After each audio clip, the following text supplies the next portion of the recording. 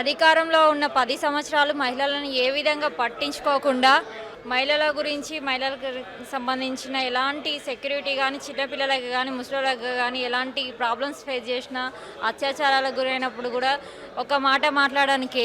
కేసీఆర్, కేటీఆర్, హరీష్ రావు గారు ఇవాళ అధికారం పోగానే కాంగ్రెస్ గవర్నమెంట్ మహిళలకి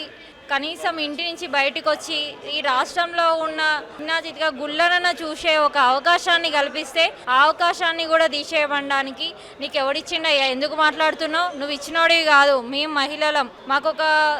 అవకాశం వచ్చింది, మేము తిరుగుతున్నాం, మాకు ఫ్రీ బస్ కాంగ్రెస్ గవర్నమెంట్ కల్పించినందుకు మేము